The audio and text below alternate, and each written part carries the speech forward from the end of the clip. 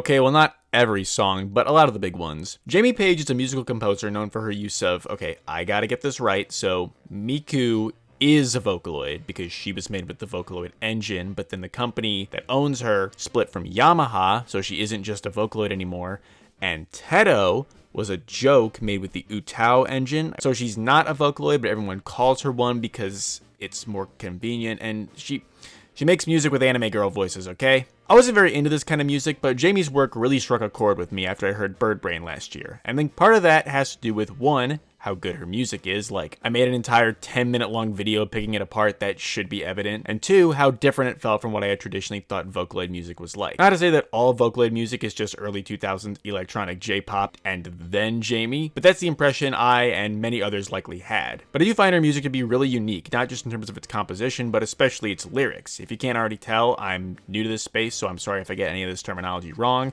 but I will not apologize if my takes are horrendously off because they are my interpretations and I like them. I've decided to take a look at 4 of Jamie's most popular songs and analyze them and their lyrics, tying them all back to the central themes I've noticed in all of them. Failure, pressure, and letting it all fall apart. Also, if this video seems similar to Papo's video on trans music, it's because it is. I'm stealing from him, so go watch that one if it seems interesting to you. Now, I think we should start off with some familiar grounds. Let's begin with...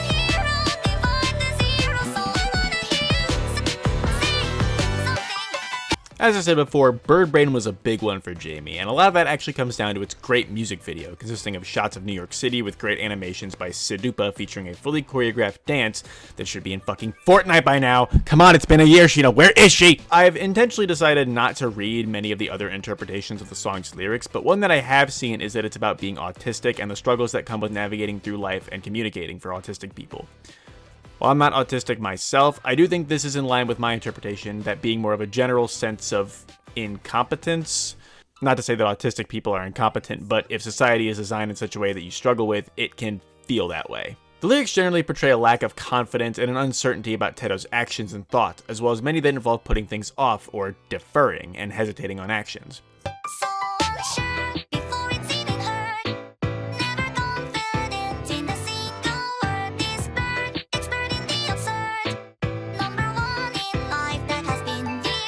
One line that sticks out to me is the phrase, expert in the absurd, which I think is either referencing her scatterbrained, ridiculous nature, or potentially the meme that autistic people possess lots of useless, obscure knowledge that doesn't help them in reality. There's a lot of talk in this song about Tedo being fundamentally built different in a bad way.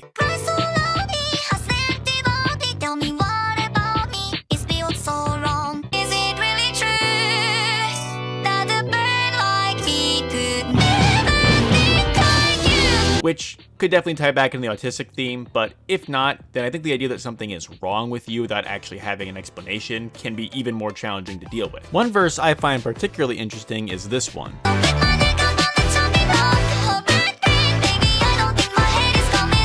There's a lot of different ways you could take this. It could be blatantly suicidal, it could be throwing yourself to the wolves in a sense. 2 takes that I think are interesting are, 1, the idea that Tedo is looking for an out that won't come, considering that she says her head isn't coming off, a theme that'll be relevant way later, and 2, that Tedo is trying not to overthink by removing her head, but yet the thoughts still creep back in, which is honestly relatable as hell. Tedo's also frequently forgetting lyrics and fumbling over her own words throughout the song, which helps sell the feeling of not being focused or put together. Another part of this song seems to be that the thing Tedo is fumbling a lot is her relationships, both romantic or otherwise, specifically in this section.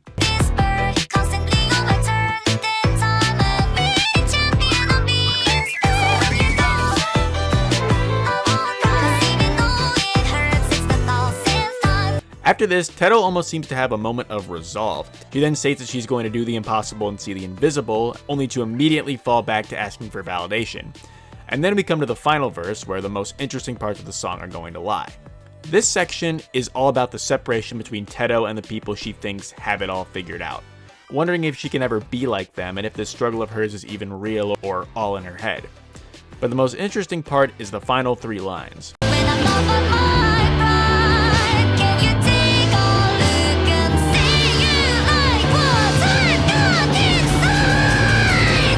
When I've not but my pride, can you take a look and say you like what I've got inside? We measure success in life through external factors, money, fame, relationships, achievements, things like that. But at their core, most people believe they are good people.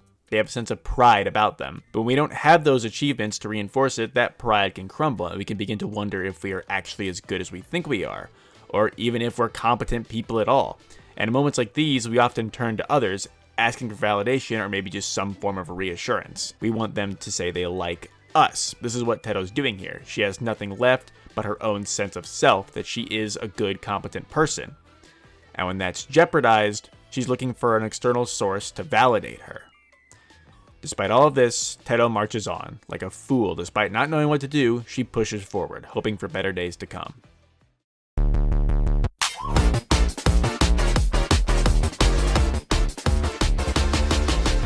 If Bird Brain was about being incompetent, then Rot for Clout is about being too good. The pace of the song is far more aggressive, as is Tedo's voice, not just the lyrics.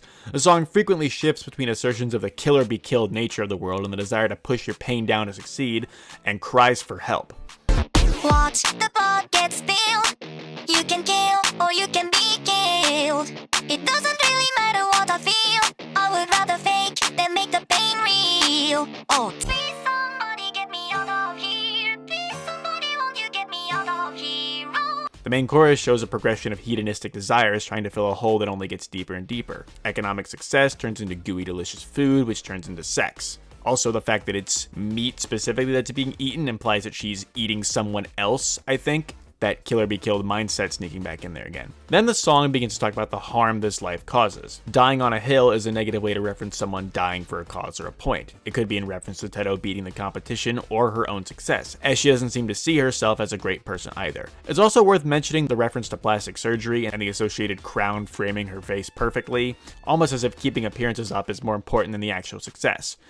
And then she starts to crash out. It's all gone, a waking nightmare. I live a life so hollow that I'm not even there. Oh God, the light won't save me. Oh, I'm a perfect tempered instrument and life is gonna play me. Interestingly enough, she references being some sort of spectacle for the world, not acting for herself, but for the amusement of others in the world, and this aligns with the later part of the song. Her blood being out of season is probably referencing the temporary nature of fame, but I want to highlight this part in particular. I don't like what's at my core. Pray to God to fix my soul, but I don't need God's forgiveness. I need yours. I have two theories on who she's talking about here. Considering the song continues to go on, it could be Tedo doubling down, filling the void in her chest left by fame with more fame, potentially through other means. I mean, the term rot for clout is probably in reference to how celebrities make fools of themselves in order to maintain relevance as they begin to fall off. The other theory is that she's talking about an interpersonal relationship. I mean, there's so much talk about sex in this song. I imagine this is her finally realizing that what she needs is a deeper connection with one person as opposed to a whole mob of fans. This is an extremely common theme in these songs, interpersonal relationships being worth giving up that fame and success for, and it's one that'll end up coming up later on in this video. Okay, that song was about fame being awful and destroying people. Be ashamed to have to retread that same, oh come on! So, Spoken For isn't technically a Jamie Paige song, but it also is. It's made by Flavor Volley, which is a music circle run by Vane Lily, Rice Deity, and Jamie Paige. I said those first two lines like I know anything about who they are, but they made Weather Girl, which is, it's just beautiful, man. So they gotta be pretty correct. They also all three worked on this song, and I'm including it here because I like it and it's thematically relevant. Also, I did read more from the Genius page for this, so I'll reference that a lot. The song treads the same path the two already wore well, but it has its own aspects. Once again, fame thrusts Tedo into a life she isn't happy with. It's formulaic, it's bland, and she isn't in control of it. That seems to be the major difference here, however. Whereas Rot for Clout was about your own ambition hurting you, Spoken For is about the disconnect from fame that Tedo feels. And when they drag me by my feet, pick me up and march me to the beat, make me complete the days go by so uniformly, tightly controlled and determined for me, yeah. I don't get the messages, they don't come to me. Everything that I can say is spoken for me, yeah. She doesn't get the messages her fans send her, she can't feel that connection. And everything she could do to connect is already done for her. The Genius page for this song says this part references her nature as a Vocaloid being not real, unfortunately, and how she can't control her words or see the praise for them. That is a valid take and is in line with some of Jamie's other songs like Machine Love. Haven't heard that one? Yeah, you have. You've heard it in LeBron edits.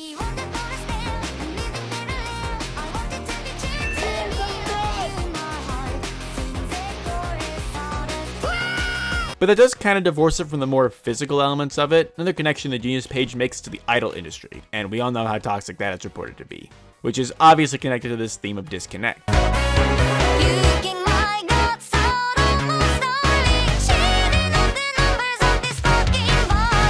In the same way the music video with art by Ingopolis is cute despite its dark lyrics, Teto also keeps up appearances despite her declining mental state and loss of identity. Not being in control of your life means not getting to decide who you are, and at some point the desire to have an identity, to be someone, becomes more powerful than the desire to be the right person. In this section, Teto throws out countless identities she could be, almost begging her producer and telling them that she could be anything they want her to be. Because it's preferable to being nobody. It's preferable to being irrelevant, which is what I've heard Getting That Call is in reference to whatever company you're working for as an idol firing you. And it's preferable to living in a state of confusion. So, if there's one thing that the three songs up until now have in common, is that they all feature this red fucker. Teto has exploded in popularity over the past couple years, and I'm pretty sure she's the most popular vocal synth right now, or vocal or character, even among people who don't listen to them. But there are way more than just her. There's obviously the blue one, who everyone knows, but I keep seeing this yellow one around. I wonder what they're... Originally, I had a joke here where I said that Neru's voice was unbearable to listen to, but since then I've realized that the joke was kind of uncalled for, and it's actually, a lot of Vocaloid voices just kind of sound like that, so she's actually not that bad. So everybody just pretend like I put a really funny joke here. Like, make this the most replayed section of the video. And besides, it's RGB. Shouldn't there be a green one? Oh, there is? And Jamie has a song with her? Okay, let's hope it's better than the yellow one. In comparison to the other songs on this list, I Wish That I Could Fall is a lot more hopeful and less nihilistic, which is interesting given that it's about the fall from the top that the previous two songs were so afraid of confronting. It starts off talking about Gumi's comfortable life and how she would give it all up in order to be with this other person mentioned in the song. But time and time again, the lyrics reflect how she's unable to actually do anything to be with that person. To spend a moment at your beck and call. Oh, I would give my world to you. Oh, I spend my days, my fists against this wall. And not a single sound seems to make it through. The second verse goes on about how her repetitive life is actually very miserable. Awake, uneasy implies a sleepless night, and the lines, I wish I could climb to the greatest heights, all the world beneath me when I meet your eyes, imply that she could have everything in the whole world, and it ultimately wouldn't matter compared to this one person she wants to be with. But the most interesting part of the song primarily comes from its chorus, and the way it talks about falling. It adds so many asterisks and conditions to the fall that Gumi wants to happen. She wants to fall out of her current life, but in a very specific way. One that's less painful, one that doesn't really hurt, but one that's different. I wish that I could fall a little bit harder. I wish that I could fall like it would even matter. I wish that I could fall right into your life, but I'm not. I wish that I could fall and hit the ground running. I wish that I could fall instead of doing nothing. I wish that There's one phrase that comes to my mind when listening to the song. Nothing ever happens. A meme most commonly used to reference worldly events and how despite how close we seem to edge to the end of the world or some other major catastrophic event, we never feel anything affect us in our daily lives. We never feel that change.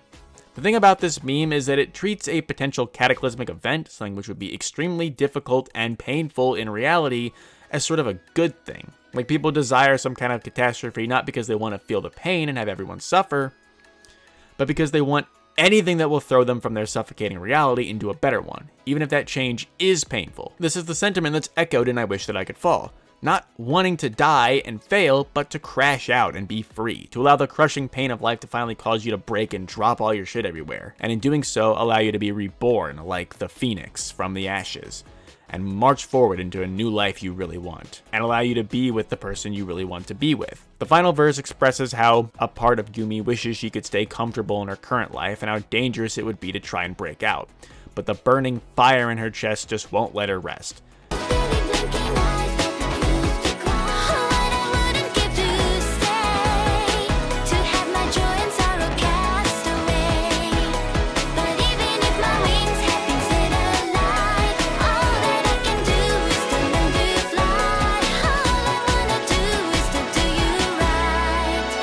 There's something twisting and turning inside her, inside Teto, hell, probably inside Jamie P that wants to break free of this pressure. This pain driven by the constant need to climb higher and higher and the twisting internal struggle of her restless mind that yearns for some kind of peace. This is why I think failure and falling are such important themes to all of these songs. They all reflect a struggle, a climb to achieve a better state of life, but they question whether or not that struggle is actually worth it.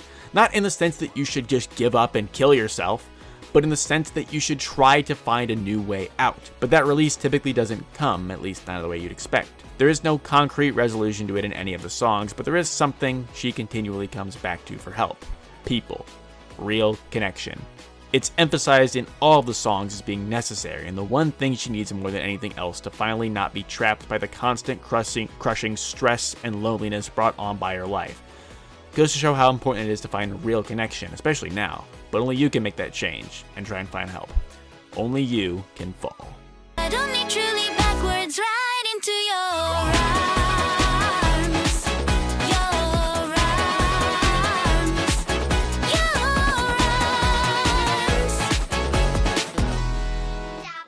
arms. Can anyone tell me what her producer tag means? I thought it was Chow, but it's something in Japanese. Do any of you big fans know? Thank you.